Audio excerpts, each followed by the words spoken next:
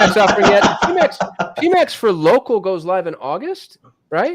Well, they automatically transition, but you can start a local campaign in PMax. You know what's funny is I've tried a local campaign in PMax. It's bad. I'm so hopeful. I'm so hopeful for local and PMax because PMax is going to be able to capitalize on what are the conversions, the kind of vanity conversions, like directions, calls from, what do we call those? Yeah, like the Google My Business conversions. Yeah. Google hosted. Yeah. So PMax's ability to capitalize on those conversions, I think, would be like really, because right now you kind of can't. I think that'd be really powerful. We could actually start taking on some local clients if they can make it work. We have like 6 local clients that we're running local ads only for, and it's under an umbrella of another agency. And it's like, hey, we had 287 people visit like yesterday. I'm like, wow, is the client happy? And the client's like, we don't know. Like, we don't really see that. And it's like, well, I can get a ton. And then you have some clients like, yeah, I'm actually starting to see some new people. So we actually, even before local would turn into PMax, we're trying to vet local ads because local gives you some pretty crazy numbers. That might also be just because of the brand name. So like if you click on like, Taco Bell near me, and then you click on the local ad of Taco Bell near me and you get driving directions to the Taco Bell, Google's like, I did that. It's like, they order Taco Bell every day. Yeah. Did you though? Right. Yeah. All right.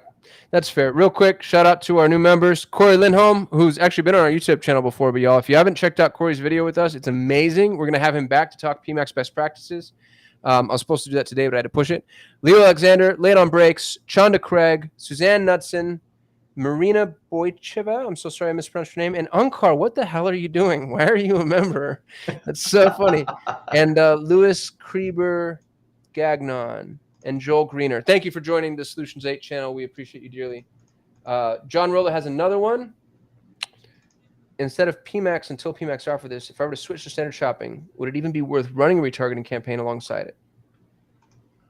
If you were to, I think he means instead of local, and instead of because his first question was any inventory, local inventory shopping ads. Or any experience, sorry. So instead of PMax, until PMax offers this, which is the local, if I were to switch to standard shopping, would it be worth running retargeting campaigns alongside? Here's how I gauge retargeting. I would test it, but then what you have to look at is it more expensive to bring back an uninterested user than it is to bring back another interested user? That's always my say that again more slowly. If it's more expensive to bring back an uninterested user than it is to acquire a new interested user, I don't run remarketing very heavy. And I have half the campaigns that do and half the campaigns that don't. Sometimes, like with us, with Solutions 8, it cuts our CPA in half globally.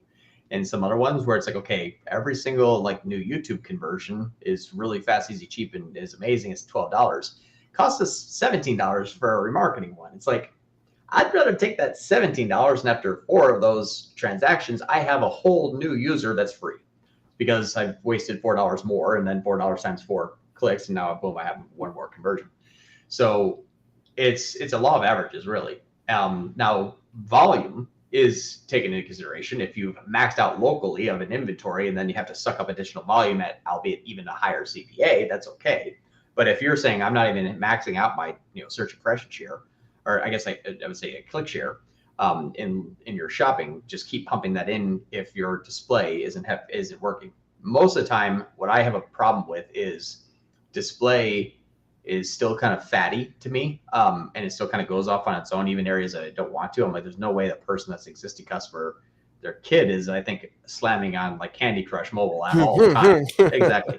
So I like to use YouTube a lot better for my remarketing. The problem is you're paying per view. So you're already going to pay for that traffic that you're going to remarket. And hopefully the views equal the clicks equals the conversion that is less as a CPA than it was for a person that's like, I need you now. Are you local?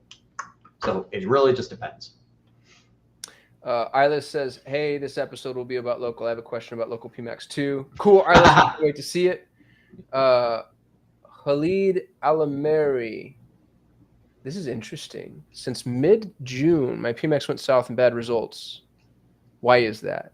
We'll need more context there, Khalid. Can you give us... Here's everyone, just as an FYI, Google proclaimed through its partner, through its reps, that they were pushing PMax hard on purpose.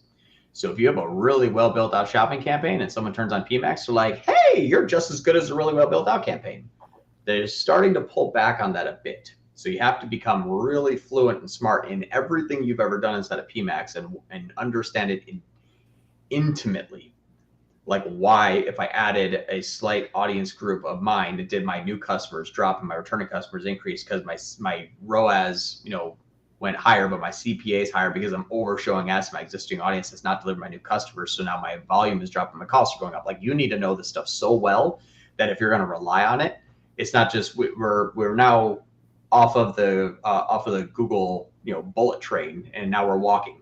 So we basically have to now be really good at this because Google's pulling back on prioritizing PMax to get everyone addicted to it. And now is the time where we really have to know this stuff. Isn't that interesting? I'm trying to find it here. I had a Twitter follower tell me that all of the campaigns that were associated with PMax that touched PMax ended up having an increase in spam traffic, where campaigns that didn't touch PMax didn't have spam traffic. And I thought that was so, it actually speaks to what you're saying as far as Google, like spreading the PMax tendrils out, even non-PMax campaigns. If they interact with PMax in any way, they seem to be getting this PMax driven traffic. And the spam submissions are independent of this conversation. It just shows you, it's like a predictive indicator that PMax like colors everything. Yeah. Yeah, it was pushed. It's like brute force. Mm-hmm. Interesting. So Alvin, make sure. Sorry. Sorry. So what I would say is make sure to not be PMax only. Make sure you're well diversified. So if you put all of your money in a stock and the stock tanks, but if you have a mutual fund and one thing tanks, you can course correct that. Alvin on Facebook, just so you know, we prioritize the conversation for our YouTube members first. So if you want to come over to YouTube and join our membership, it's like $5 or something, but it helps us figure out like who to talk to. Just so you don't think I'm ignoring you. Khalid again. Khalid says, any advice regarding YouTube ads for ecom? Any strategies and tips? You guys are the best. Love you so late. We love you too. Yeah, that's awesome. So YouTube ads for ecom brand. Here's where we've seen really good results. The ads will want to be over 30 seconds long, which is odd. Let me back up. Two things. One, the ads that are in one bucket should be 30 seconds long at a minimum, because that actually gives you a much more cleaner view rate, which means you're allowed to identify what is working and what is not. Your view rate should never be under 22% consistently. If it is, get rid of that video. If you have a under 0.5% conversion rate, get rid of that video as well, because those are two metrics that Google looks at to say I can push and find audiences for.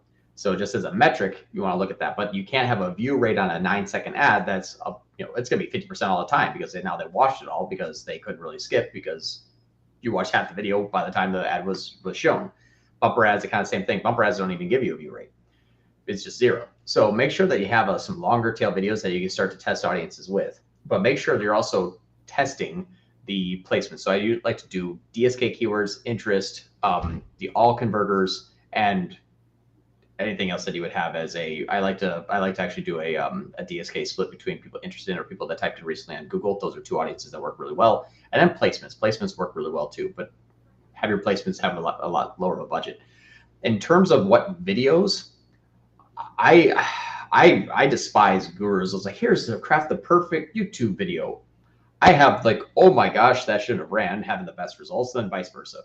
Do we take our current YouTube videos, the ones that y'all watch on our YouTube channel, we run them as ads and they perform. And these are not ads. It's just value. It's just value. Talk to people like they're humans and give them value. Like, stop trying to trick. People aren't lemmings. So all that horse shit is just frustrating to hear. The targeting is a lot more important than what the content says. So here's an example. You're never going to use the quality and coolness of a video to sell a product to a person that did not want to buy that product, because you got 6 seconds. I don't need that, but damn, that video was good. Yeah. Be like, all right, I'm ready to skip. And all of a sudden they're like, wait a minute, I do need a elephant. Like you're not gonna be like, haha, gotcha. So make sure your targeting is number one. That's the first thing. When I talk about the videos that I create, or videos that I have the clients create, I should say, because I don't create videos. But one thing that I instruct them to create is, one, if it's working well on Facebook, use it on YouTube. The second one is if you do have content creators out there in the ecosystem producing content for you, also use those videos if you can, if it's a release by the influencer. That works really, really well. UGC. Yep, UGC, exactly. User generated content. Can I soapbox for a minute? Yeah. Y'all need to be kinder to the UGC people. I'm seeing a trend, which is like, oh, we want 400 videos for $150. You know, and it's like, why would I do that? Like, UGC is so valuable. Stop trying to squeeze these people, because you're gonna turn them off, and you're gonna push people out of the market in the industry. Yeah, and Google already released on their live that the YouTube Builder. I've been playing with it. It's actually pretty cool. It's very, very reminiscent of like old video templates on videohive.net. If anybody has a video background. Video Hive, are they still around? Yeah, but it's like, here's your template. You get to change 2 images, 3 headlines, and a tagline. And you're like, okay. And then you really can't change anything else but like just what that is. But, you know, they do work. Some of those things are at 55% watch rates, and they do great. But just know that your audience targeting is 80% of the battle. As long as you're not messing up your message, I can't really share what was worked the best, because no one's gonna be like, hey, here, one of the best performing videos I've ever seen ever, ran 2 years consistently, was a 4.5 minute video of a person from a whiteboard teaching something. I got $15 conversions. It's like, you know who's a good example of this is Billy Jean. Have you seen some of the shit that Billy runs? Dude, it's not. It breaks all the rules. He'll sit there teaching, like you just said. He'll sit there teaching for 13 minutes in an ad, and it performs. But it's high quality. It's valuable. And to your point, he's probably targeting really, really well. Our YouTube campaigns that we're running, I get a 1.3% click-through rate, where 0.5 is amazing. Average is like 0.38. I get a 1.5, and my ads send people back to that video to finish watching it, not as an ad. Yeah. And people are like, this is what I want to know. I'm like, perfect. And then, hi, I'm John. Like, I just provided you free value for nothing, and now we've met. Isn't that weird how that works? I just gave to you, and now you owe me. It goes probably right back to Ryan Dice's. Like, if you meet someone at a party and you give them an awesome tip about their industry, they're going to come back and be like, hey, by the way. Yeah. Ilis, did I misunderstand? We have a new ads account, and if I select local, it says I should run PMax campaign with contact and get directions goals. No, that's what I said. You can actually launch a PMax campaign with local in now. My campaign, I launched it 4 days ago, so I don't know if it updated. But I had the ability to launch a local campaign. It says, hey, by the way, do you want to run PMax? I'm like, no, it's okay. Who's that client? Can you tip me off without giving away? You said they're a white label? Yeah, so, well, it's his brand that he's running other campaigns under for his clients, and it's just all in one account. It's FMD. Fetch. Oh yeah. Wait, Corey. Hey guys. Hey Corey. How are tests going with one-click upgraded PMax campaigns? Yeah. I love you all dearly. I love you all dearly. There is one thing that we're testing, which either could be like the. We're not going to give you. We're not. There's one thing, y'all, we never, ever do this, as everybody on our YouTube channel knows. There's one thing that we're actually not giving away because it's so secret saucy. And there's a lot of, it's dangerous. There's nuances. I had it completely not run or save the day with 1,000 return. One-click upgrade in PMax is good. It helps you stay back on the smart shopping inventory. Be specific about the assets you create and how they affect the new versus returning users that is targeting. Do that as you may, but just know that what you can leverage is your smart shopping campaign still. Real quick, just so everybody knows, go check out the interview I did with Corey. It went live just a couple of days ago. Got a ton of really solid traffic, 1,200 views, some great 22 comments, and people are all about it. And Corey, just so y'all know, this dude has his LinkedIn profile. The value he provides on LinkedIn is crazy. It's crazy. It's really rock solid. So go follow him on LinkedIn, because he's just dropping bomb after bomb after bomb after bomb, and it's all really good stuff. That's awesome. Yeah. The when it's possibly a little bit more known and common. Here's the thing: it's one of the reasons why agencies have failed all the time and why we have been wildly successful. So I can't give that. Just it would be damaging to our company. to just release that to the open public. So that's part two where it's like, hey, what's the 7 herbs and spices KFC's? I can't tell you. That's kind of what we have to do right now, unfortunately. Yeah, we're like KFC, except we don't kill people. Or chickens. Alexander Dunn, happy Friday. I launched a successful PMax late March and used maximize conversions. So sorry that we told you to do that, by the way. Even though it seems like max conversion. What? Well, I know, but it works early, but not long term, right? It's like we've changed our tune, is all I'm saying. No, you can absolutely use it. You just got to use this target CPA approach and divide it up by your AOV. Even though it seems max conversion value is best, I'm scared to shift the bid strategy, but need to scale. I wouldn't. Actually, it's easier to scale maximize conversion value. So here's the thing.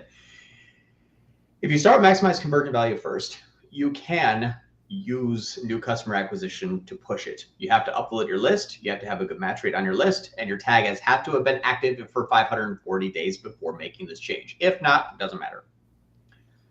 And when I say active tag, I mean the Google Ads remarketing tag. If you're not in that position, you're actually easier to scale with maximize conversions because you're not asking Google, hey, I need a sale. I also need a big sale. And I also need a big sale and a new customer.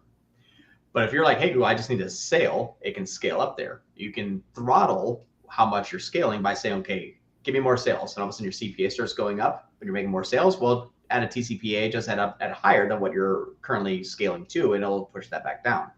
And then give it more time and you'll see it start to scale. So I actually prefer to scale maximize conversions, just in general.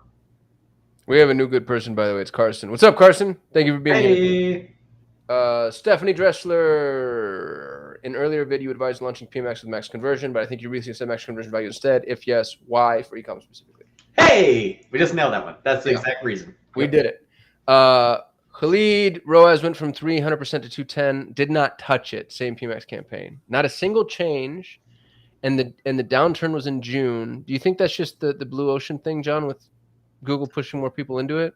Well, I would add a few things. Are the same exact products that we're selling before the same exact products that are selling now? Google will start to shift if there's more sales potentially, but at a lower ROAS, which also means that another product that might be selling may have a lower AOV. So you're spending the same amount of money, making the same amount of sales, or maybe possibly making more sales and have less ROAS. You also have to look at the products, and I know this is probably an easy one, but in stock, out of stock. But when you look at any, and you know what, actually, let me do this. Let me pull this up. Screen So we have, and they're probably watching. So Daniel, if you're watching, I'm going to use you as an example, but I'm going to hide all the information. Daniel and I went through and said, hey, we maybe doing an A/B test on our best performing page would be a good idea. And we had some trepidation by saying, like, we're not sure if that's going to be a really good idea because we're kind of changing everything Google knew about that product and that person. But it's a small enough change that, yeah, shouldn't affect it, shouldn't matter. Well, the entire campaign went from selling one product really, really well to selling a different product really, really well, but that different AOV and different LTV and slightly different CPA, but technically more sales. So it's really, really crazy is you'll have to look at this. Take your best performing product and look to see if there is this scenario at play. And let me just build a scenario here. And I'm trying to hide everything here. Oh, this is a good example. I'm just going to take the last 45 days. I'm going to take a screenshot and I'm going to, there we go. Let's do this. I'm going to close that down. I'm going to put that on its own page so that I don't end up inadvertently just go. And okay, I'm going to share screen now. Best performing product, June to July 19th, a month and a half. Conversion value was up, kind of went down. Change back happened where the A/B test is now over. After it was A/B test enacted. Uh-oh, this looks really, really bad. All right, A/B test over. That helps. Uh-oh, now it's back down. So what happened here? So it was running good for a long time. A/B tests end up just removing all of that audience that we didn't know. We put it back, it spiked back up, it burned through that audience again. But in the meantime, another product that Google liked was found, was pushed, and that has the opposite graph, and the graph of that product, where all of a sudden it went, but it's actually a little bit more of an expensive product. So the conversion value was kind of going up, but the conversions were going down. So we had all of a sudden a loss of conversions, but then better ROAS. So product focus instead of PMax, again, it's a push. So Google's like, that one's pretty good. Wait a minute, what's that one? I can sell that one more. Are you trying to hit a ROAS? No, I'm just making more sales. What are you doing? I'm maximizing the conversion on what? A pencil for $1. Oh God, that's a bad idea. Yep. Maximizing the conversion. Was there a buddy? Dave something? Huh? Where's Dave? Oh yeah. Dave Fogel. I'm offended. We're getting heckled. Like, what I know. Corey, any significant findings from testing discovery and Gmail remarketing campaigns to support PMax? Can you split off Gmail standalone? You can run a discovery campaign, which is just Gmail, YouTube Rolls in placement, and GSP. Yeah, but the ability to use GSP standalone is gone forever. No, but if he says discovery / Gmail, that's the same thing. Got it. Yep. So yes, the problem is they have typically a lower return on ad spend because PMax is going to try to scoop up the point of conversion. So it's weird is PMax is going to run for low-hanging fruit typically. Now, this is not a blanket statement, just as typically. And when I've tested it, I've never had better results. But Performance Max does a really good job at warming up traffic and getting them to convert inside of his own campaign, whether it's through DSA and small amount of remarketing. The YouTube and display and discover, according to Google, inside of PMax is more geared towards remarketing than new customer traffic, but not as much smart shopping. So imagine like a 60-40 split. So it does do some good remarketing to the people that I think it's going to buy. In comes discovery, and it's like, hey, I'm just going to go after everyone. And Google's like, well, that's dumb. You're going to target the 100 people. All right, I'm just going to target the 7 people, and you're going to target the other 93. So the 7 people keep converting in here, and this just keeps getting clicks and conversions. I have not run it long enough to show that this would actually start to pull those conversions out of what PMax would like to target, or even if they just Google the brand name when they're ready to convert. Did I just take my discovery campaign, warm them up, and I got more conversions at PMax because when you look through the search terms, all of a sudden now brand is starting to come in more, and we're only running one channel. There's so many things out there.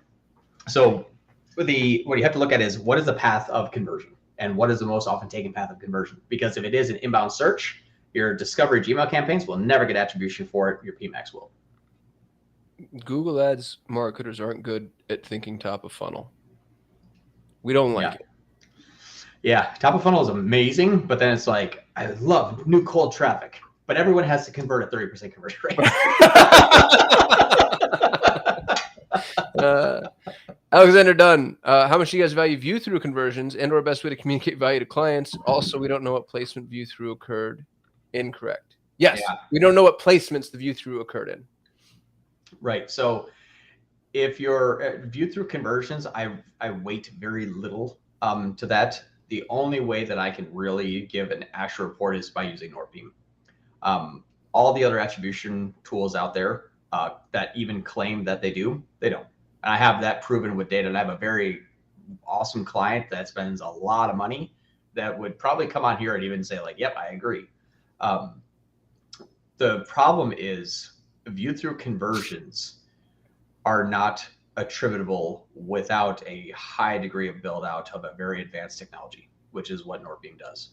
It takes into consideration a view pixel, clones that person on a server essentially, and then tracks that. It's server-side tracking. So it's really, really, really advanced. And that's their claim to fame. They explain how this works. It's amazing. Everyone else is like, well, UTM parameter. You don't get a view-through conversion on UTMs. It's just not going to happen. That's click only. They have interpretations of, hey, this is what I think that would happen, but it's not. UTM parameters is typically the way that third-party attribution tools work. So if you're looking at view-through conversions, yes, you can. But what you actually have to prove to Google, to your client, though, or to yourself, is that your view-through conversion was the reason why that person that has never heard of you before, again, you're going to have to verify that with data, is the reason why they actually started to go through and convert. A good way to track that, and I think it's a video that's going live soon. It's called "Is My YouTube Campaigns Working?" And a metric you have to look at that is engaging in an audience, and then your brand campaign that you're now measuring, are you able to spend more and increase your conversions and efficiency through your brand campaign while keeping a higher than 0.5 click-through rate and a higher than 23% view rate? on YouTube, for example, as top of funnel, and those blended together, the increases equal a X amount of CAC versus LTV or CPO ROAS, whatever you're tracking. So think of top of funnel as in, yes, I'm starting that, but then if you're looking at YouTube or any top of funnel or anything that's producing a view through conversion, and you don't look at where they convert, it's being egregious, in my opinion. It is. You have to look at if I'm using YouTube and YouTube has a bad ROAS. Yes. What are the view through conversions? A ton. Who are you targeting? Cold traffic. Are you sure? Yes. Is there returning customers coming through that? I don't know. Then you have not run a campaign effectively. You've experimented with something that you don't know what you're doing. And that's what I have a real big issue with a lot of agencies that will run YouTube and look at ROAS and say, you're not looking at everything. So you have to understand your model better than your clients do as to where these people convert, track that, prove that, verify that, and then share that with the client. Because I can take I have a video coming out about this, a $250 CAC or CPA in Google that's delivering an $80 new customer. That's the difference between where I know is going on and what Google said. So view through conversions are great, but you're not talking about new or returning or warm or cold traffic. Those are all things that you have to find out first, then apply a data to it of a metric of an actual physical value, a currency value, to prove that is this model working. Can I show you what I tried to do? Yeah. I was so excited. I thought I figured something out, but I didn't. So if you go into inside of Google Ads, if you go to the reports, in the predefined reports, there's the Performance Max campaign placements. And so I pull up the report, and here's what's freaking nuts, dude, is you actually have view through conversions is an available column. Mm-hmm. Google just won't give it to you against your placements. You know why? Because they're bastards. Well, it's funny because they would have to split those conversions. Yeah, but that's okay. I wouldn't mind fraction in the conversion column as long as I get to see some level of attribution. But then here's the thing. They have this data. They're just not giving it to us. Yeah, well, they're not giving it to us because everyone would be like, oh, that's not true. And then it's like, gosh, I know. Now I got to go explain it. It's like, yes, Kasim was on this site, this site, this site, this site, this site, this site, and then they converted. They're like, I just want to get one or more of those. Be like, cool, just generate more Kasims that are clones and have them do the same thing. It's like, well, now there's no correlation. Correlation and causation don't mean anything. It's a person. It's not their path that they just happen to take. So view through conversions, when you're targeting an audience, if I found Kasim on howtorepairmyflattire.com, doesn't mean that everyone on howtorepairflattire.com wants to buy my egg beater. I just happened to find Kasim because he was interested in egg beaters and had to fix a flat tire that day. It doesn't matter about the view through conversion when you're talking about an audience. I love it when you're almost about to blow a cap.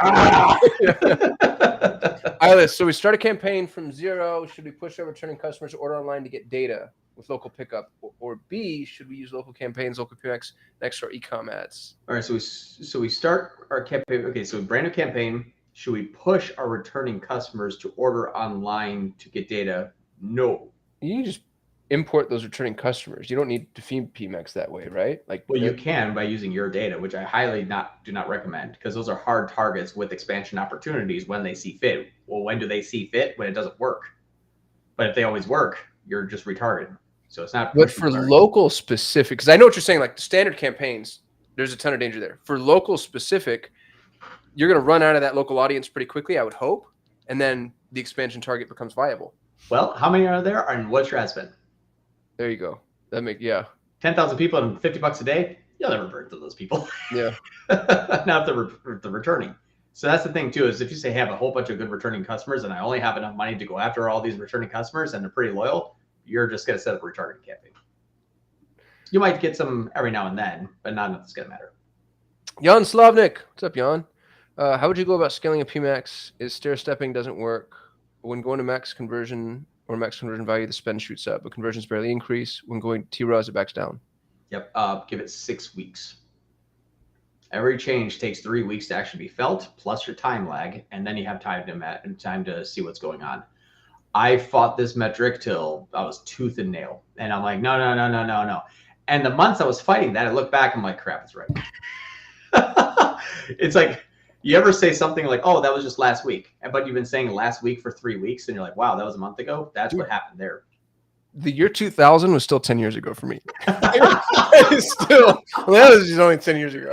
I know. And you know what's so funny is I look at this thing so closely every single day that I'm looking at. I'm like, yeah, I'm getting 1% better. Okay, that one got a little 1% worse. Yeah, that got a little 1% better. And as I'm diving deep into the heartbeat, I look at God, I'm like, ah, crap. Like it's been trending in the direction since I've added the budget, and I've been diddling around with things every single day to try to get like plus and minus 10% better. But I've gained 30% over the course of 3 months. So you need to give it time, and that's the thing is sometimes you don't have time, and sometimes it's too expensive to do. I completely get that.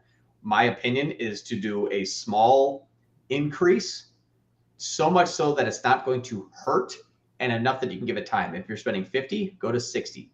If you can't spend $10 a day for 6 weeks more, don't run paid traffic. That's just how this has to go. That's my opinion. Is if you want to scale, you have to go through the 3 weeks of relearning plus your time lag, which could be 21 days, it could be 7 days. Then you start to see how that's going to affect after that. The other thing, though, that's going to happen is you got seasonality, you have products, there's so many things here. If Google starts to like something better than the other one, the whole test goes out the window. It's really, really, really, really hard to scale it up because there's something limiting. The other part that's limiting is the audiences that you're capturing inside of your asset groups. Are they having good conversion rates? What are the search terms? Has those search terms changed?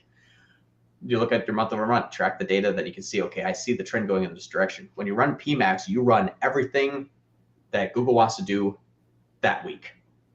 And then you're like, okay, as long as it just keeps doing that, I'm going to go this way. And then Google switches that. If you don't identify the switch, you don't know how to manipulate. So you really have to track everything. But my opinion, small incremental increases 10% each month means that after 90 days, you're 30% more efficient. But don't change a bunch of things. John Rollo, do you find that display and video assets in your PMax campaign are being used more for prospecting or retargeting? Any way to even tell that? Retargeting more often. Yeah, it is. It absolutely is for sure. I thought you were going to say prospecting because PMax is so bad at retargeting. No, it's funny is PMax, the reason why PMax as a whole is better at cold traffic is because they're using shopping and DSA more often, which is where your conversions mostly come in, which is where most advertisers measure success. The reason why those also work, though, is because you are bringing in cold traffic to the tune of about 40% on your GDN to new, 60% remarketing. But that's one of the reasons why it doesn't work so well. It's because you do have a lot of inbound shopping and search that gets remarketed. You also have new inbound traffic from your GDN that's also being remarketed. But that one element of GDN is trying to make up for two massive traffics of inbound marketing. So it does do really well at going outbound. It does impress people. But if I was to run like, hey, I'm looking for cold traffic and I'd like to try YouTube, run YouTube. Don't hope that happens through PMax. Force that your own. Jan Slavnik, how would you go about scaling a PMax? Oh, did we just do this one? Yeah. Where did it come from? Oh, that's a double submission. I didn't mean to say that as mean, Jan. Nothing you did wrong. I'm sure this is technically true. Way to go, man. That's such a smooth move. You messed everything fail. Up. Dave Ashley. Am I the only one that never want to give you up? Oh, yeah. Astley, I think. Astley, is that what it is? Yeah, I think it's with a T. All right. But if we get Rick roll through here, I would laugh. I would, yeah. For accounts that want less than 200% ROAS, should I use T-ROAS of, say, 150% off the bat, or just use budgets? Just use budgets. If the T-ROAS is 200%, you're actually already at the baseline for T-ROAS on maximize conversion value bidding strategy. If you want to scale, maximize conversion value may not scale because it defaults to 200. If you set 150, it still defaults to 200. So use maximize conversions, and that will actually not have any ROAS taken into consideration of the bidding strategy, which means you can scale up. You want to see Onkar get gangster with it? Yeah. Boom. We don't share secrets around here. You know why? All of them on our YouTube channel. And here's what's funny. One of the reasons why Onkar was instrumental in the reason why that worked. Yeah. So don't worry, Onkar, I got your back. Yeah. Let's not remind him of that. Carson, do you find it can take more than a week to get traffic with PMax? I set up a PMax with about 8 asset groups, one with keywords, one with a couple market segments, etc., but less than 500 impressions. Yeah, you know what's interesting is one of the main reasons why I've seen PMax fail. I'm actually going through this with an account right now. It's actually the way that Google will interpret that page and if it can scan it or not. So with less than 500 impressions, there's something that I'm still trying to identify myself as to why Google can't read that page. I launch a YouTube campaign towards that page, instant success. There's something there that's stopping the algorithm from reading it in order to identify it, or it's something that we used as data. So the audiences, or also if you have URL expansion turned on or off, if you're going to run a DSA campaign to that page and have no issues, then you're probably, then you shouldn't have any issues on PMax. But I saw that when I scanned that page, I didn't really see any sort of keywords, which means Google's not really interpreting what that is. And that's what Google needs to know in order to go find its own traffic so that I can find it. So I've had it previously with Smart Shopping. It was like a robot text file. It was a no index, and it was just essentially blocking it because someone built a landing page that they didn't want all the traffic going to. And then Google's like, well, cool, I can't see that either. So that's one of the things. I think it's something in the tactical setup, but I'm still working on it. Dave Ashley, is there an easy way to see what asset groups have low assets in them? How slow AdWords is these days, hard to cycle through them. Want to know how I know Dave is old? AdWords. Yeah. You're one of us, Dave. One of us. Actually, I have to give a shout out to Tier 11. You got that.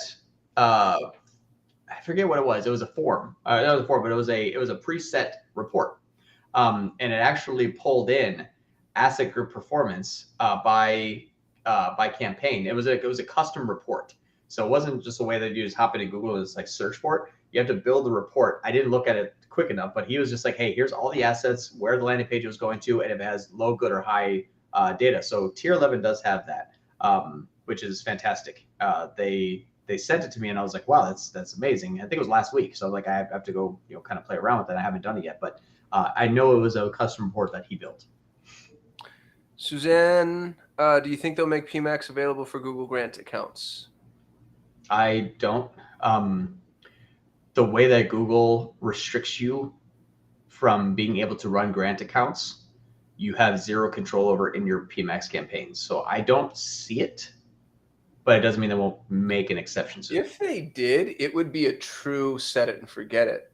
There would be nothing to optimize against, especially with the spend limitations, the thresholds.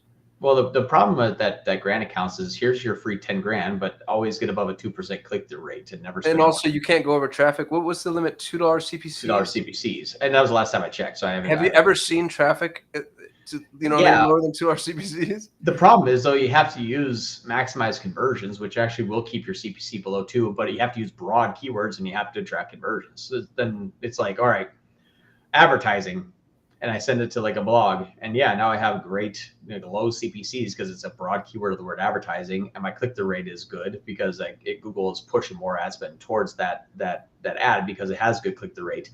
But then it's like, all right, now good, I have a whole bunch of mediocre traffic. PMax is going to take all that over and say you can't set your bids, you can't set your keywords.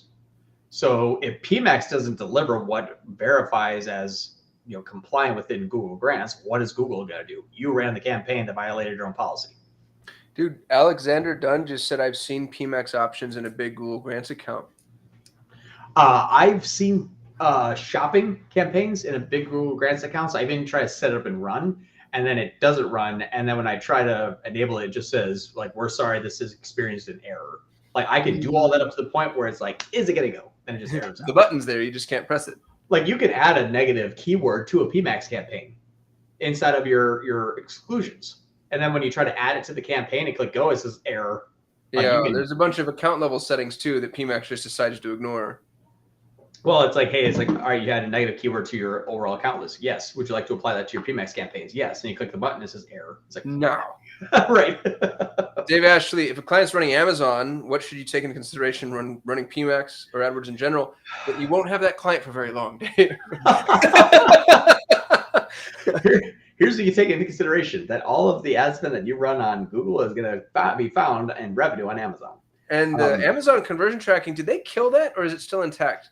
Here's what I would say is I would run a brand campaign to the Amazon channel using Amazon attribution beta so that you can get a Moz link to place inside of your Google Ads branded traffic to say, if people that are Googling my brand name buy on Amazon more often than people that are Googling my brand name buying on my website.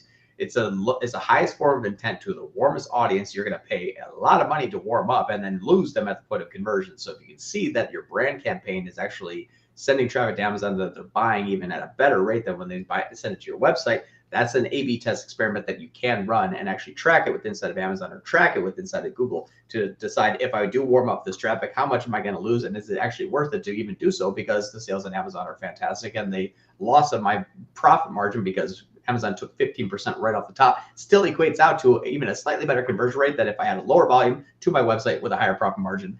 Class dismissed. Dave Ashley, the swapping out low asset reset learning. Yes. Well, no. Most of the time, yes. It's not a definite though. John, how do you go about analyzing a seasonal account? It's hard to do tests when every week has a significant change in traffic. Your seasonality is week over week? I'm trying to think about what industry that would be. It's like it's divorce attorney. It's payday comes, and then 2 weeks later, divorces are filed. I don't know. Yeah. Let me know what industry, or just confirm that it's every week, because I don't know. I've never seen an industry every week like that. Not enough that I couldn't average out month over month. Usually seasonality is like quarter or annually. Yeah. Suzanne Knudsen, restricted categories, housing and credit, are limited on the audience signals they can set at a demographic level. Is PMax able to optimize as effectively? Yeah, you have to actually see what the reason for the areas of housing and credit. First, what I would do is I would actually start to work with the rep. Oh, what the hell did you just say? I know. Oh, God, we jumped the shark. This was the moment. July 22nd, 1:42 p.m. Yes. John said the dumbest thing I've ever heard John Moran say. My God. You know what's so funny is it sucks so bad. First thing I would like to do is appeal. Then with the failure appeal, you can act stupid in front of the rep. Hey, I'm not selling homes. No, it's because your website says blah, blah, blah. Oh, thank you. And then you go and find those and remove them. We've had one where it was a credit company that they would actually take people who are looking for a credit repair agency. You can't run credit repair because Google thinks it's a credit. If you're not a nonprofit, you can't run credit. We said, no, it's not a credit repair. We actually provide a loan. And if you choose to, you can pay off your debt. It's not credit repair, it's loan repayments, but it's through a loan, which is credit related. And I say, okay, well, you can't say consolidation, assistance, support, or solution or negotiation. Once we removed 5, all the way going back to 2016 blogs, boom, 44% conversion rates. And $8 clicks when the first top of page, or when the first page bid was 15. There was so much more inbound traffic. I literally just said only count the ones that are high, and those were 33% conversion rates. It was the land of milk and honey, and it was amazing until COVID happened. But we worked with them and got the actual names that we had to remove, and then we were higher than the banks, paying half as much. It was make or break that entire company. Corey, would love to hear John's thoughts on calculating a starting budget for new PMax campaigns. $100 a day. What was it? Normally, $100 a day, honestly, is a good starting budget. PMax takes 6 weeks to ramp up, and if you're gonna do $25 a day, what's horrible is you're gonna start it, and then you're gonna have to wait like 3 months, just because they are running 6 networks plus remarketing. And imagine if you're like, hey, I would like to run 6 Google Ads campaigns. What should I spend? Well, $15 each. That's about $100 a day is the minimum. Yeah.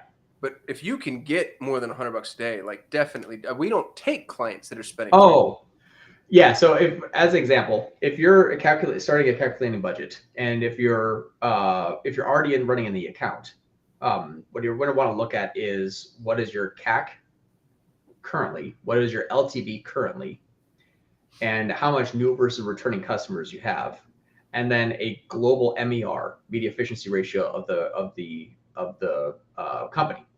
Because what you're going to do is you're going to throw a whole bunch of top of funnel along with the bottom of the funnel, but your top of funnel isn't going to convert, so your ROAS is going to be low. But if your top of funnel is producing more halo effect MER for the business through direct and organic, then you can see how you're going to tweak that. And even if you would even want to use a restricted bidding strategy. So look through your CAC, your MER, your LTV, and I also do an LTV on 30, 60, 90 days, 6 months, 12 months, so that you know how much you can afford to spend in the future. If your ROAS is break even and your cost of acquired to customer after your COGS is too high to be made up for the first 3 sales, then you're going to back down your spend. But the math that you're going to have to do is what is my break even CAC, and then how much is that currently, or how much can I afford to do that each day? And because how often are they going to return and make a purchase so that I'm profitable? Your cost for acquiring a new customer means if I spend $100 to make $100, your cost is 0 minus COGS, and then find out what your break even is. That is a good area to say, well, man, if I have a $75 AOV and I need 1 sale a day, I can probably start to stick at $375 a day, because if I don't get 3 or 4 sales, if I get 3 or 4 sales for $375, that's a horrible CPA, but your cost per acquired new customer is 0. That's scalable, and then back it down and optimize for a higher ROAS. Caden called us kooks.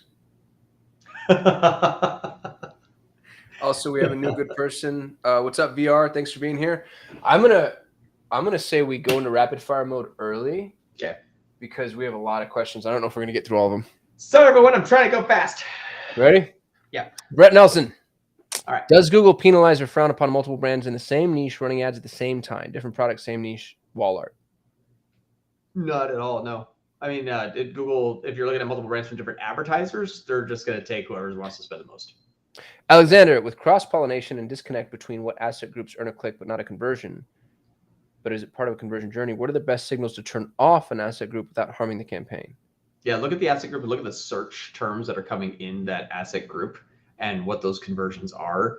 And if you look at the conversion rate and there's like, hey, this asset group's delivering too much cold traffic that doesn't get a good click and a bad click-through rate, and over month doesn't have a good conversion rate, shut those off.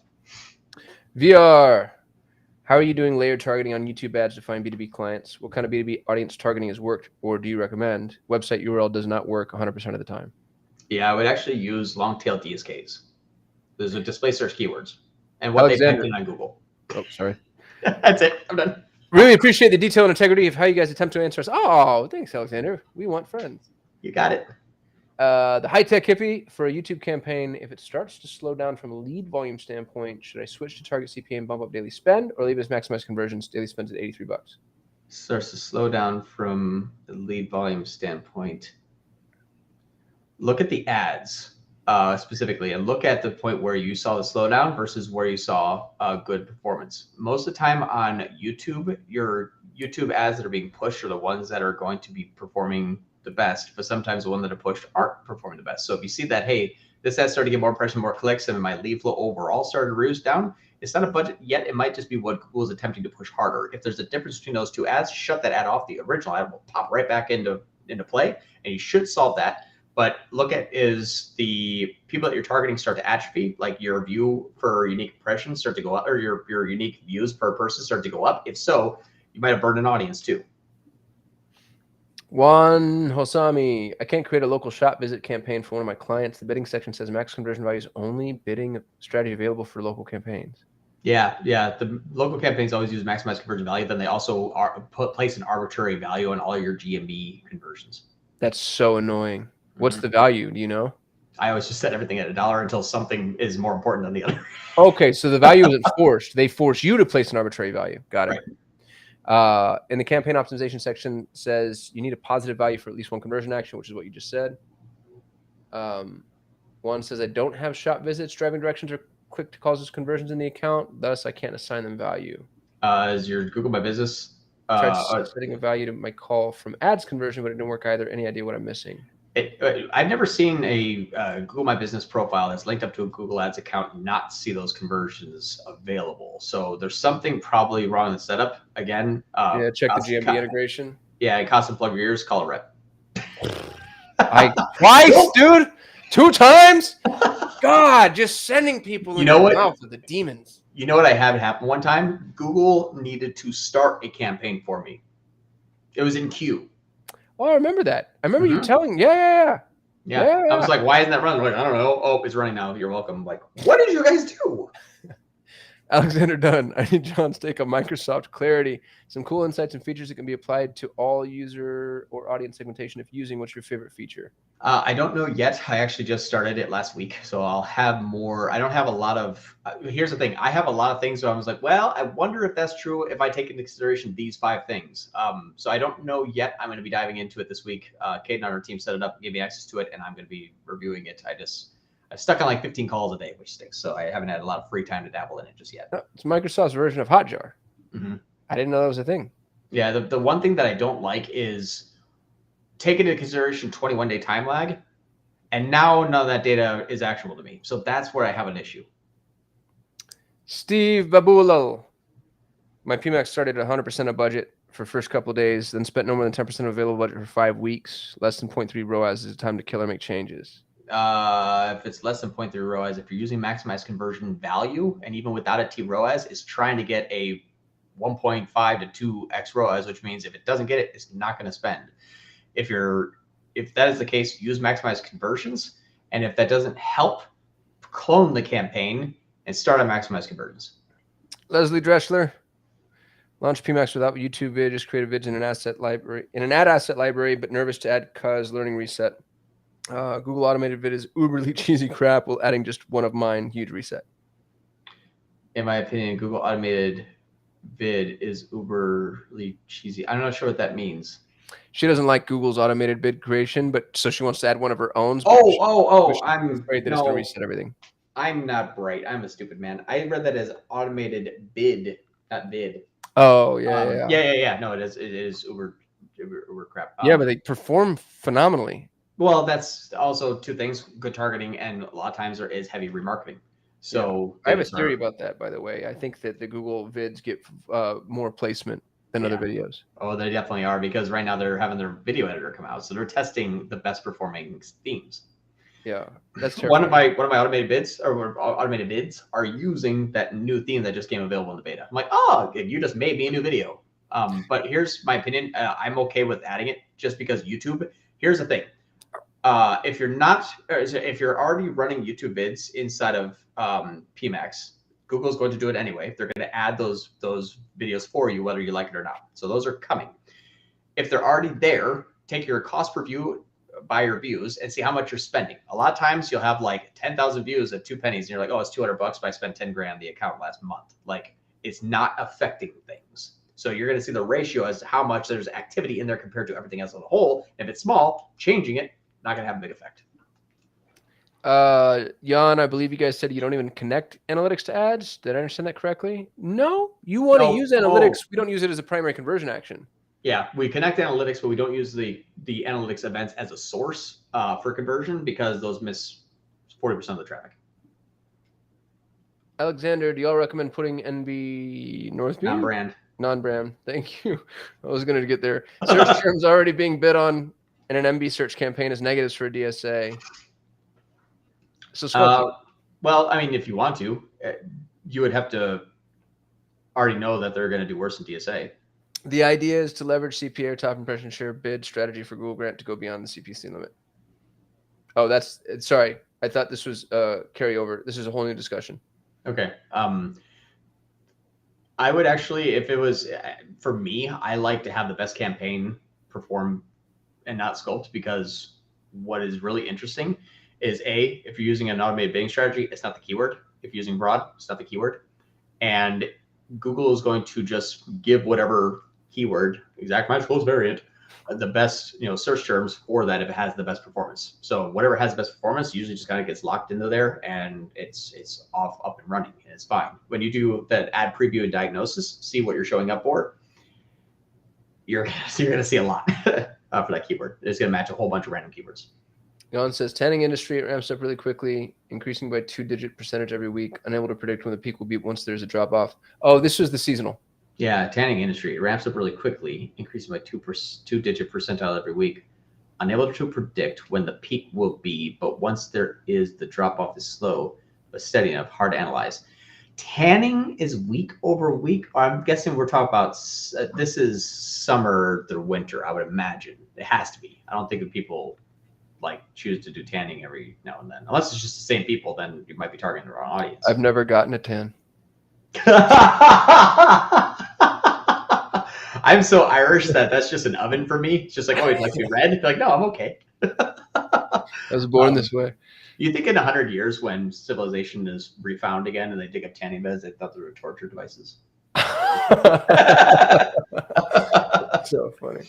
But I would say if it is, I don't know. This one doesn't make sense to me because that's not a week over week seasonality one in my mind. So I'm thinking I'm misunderstanding if you're seeing a ramp up during like spring and then a ramp down in the fall, absolutely, that makes sense. And what my opinion would be is just look at the year over year and then say, okay, next week, last year, from where I'm at now, it's just start to ramp up, crank up, and then vice versa. Suzanne, quality score in PMax. If you can't see the quality score on a keyword level, how can you react or adjust on landing pages? It's a fair question, Suzanne. You can't. Yeah. You can't. What you get, the best that you could do is look at what your search terms are pulling up in your insights under search categories that are having the most amount of volume with the most conversion, the best conversion rates, and make sure that if that is very consistent, your landing page is speaking to that very, very well. So you're not trying to build a page to make people react. You're building your page based. No, I'm sorry. You're building your page based on how people react. You're not building your page to target certain people how you think they're going to react. Jan, do you always upload a customer match list to the account? Do you sometimes use it later on in PMax campaign? Most of the time, I never use any data, even to the account. Unless I need account new versus returning, I'll just use Northbeam and pull it right out of CMS. I don't let Google see that. They don't know it. But I rarely ever. Turned off 0.5 CTR and 20% view rate or less ads. You turn those off. Pareto on video ads. 80-20 on one video. I feel like this is code. Hold on. Maybe he's giving us advice.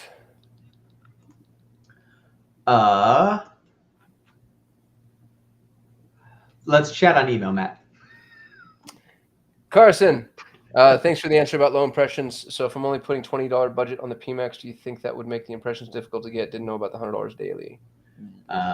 Thanks to answer low impressions. So we go to $20 budget on PMax. Yeah. Especially that's not enough for a bidding strategy to learn. And that's why when I was like, hey, if you spend less than $100 a day, give it 6 months. And then that's what sucks is the honest answer to this is come back in 6 months and tell me if it ever ran. And that's not going to work. So that's the part that stinks. Yeah, Leslie, thanks for the honest answers. You lads are precious Google assets to me. Aloha. Hey, we're precious. Cool. Thanks, Leslie. I took it. He says, haha, sounds good. I don't know. I got you. I called him Matt. I know who he is. Well, I know he is too. I interviewed him, but I still don't know what the hell he was asking. Did that shit make sense to you? Yeah, I think it's what I think that's what he says is this is the change is already done and nothing's changed on videos and it's still the 80-20 rule. Like Pareto 80-20, like 80% of the leads are coming from 20% of the videos and that's still going on. So we gotta dig a little bit deeper. Ramp up in the spring, but starts ramping down already in summer months. August is lower than July, and normally July is lower than June. Ramp up, yeah. Ramp up spring, ramping down in the summer months. August lower, yeah. All I would do is, in my opinion, I would throw on a TCPA right at the peak. What you're going to do is your campaign is going to self-adjust down to lower volumes, which means your spend is going to adjust down, which is going to save ROAS. So just know that your campaign will atrophy, but it'll keep itself profitable whether you're doing CPA or TROAS. Alexander Dunn, we had a hack about finding the PMax landing page. It's in the reports tab, top menu, top right-hand side, reports. Yeah, you build a custom report and one of the columns is landing pages, and then you filter by the category of campaign, and then you type in Performance Max or just choose your campaign name and it'll filter right in. I've got a video on how to do it somewhere. And I'm not giving any advice on the Google. God, sorry for the spamming. I was trying to answer your questions. Corey says, or just use landing page section and filter by campaign name. That one We saw that work live. Yeah, that's right. Yeah, we were going fancy ass way around it, and then somebody else was like, or you could just do that. I think it was Corey that did that too, because I remember I was like, and I filtered my PMax campaigns, goes away, and it's like, yeah, just click on PMax again. I'm like, oh, there it is. Oh, yeah. That's right. We did it. It's 2:00. Everybody, we love you. Thank you.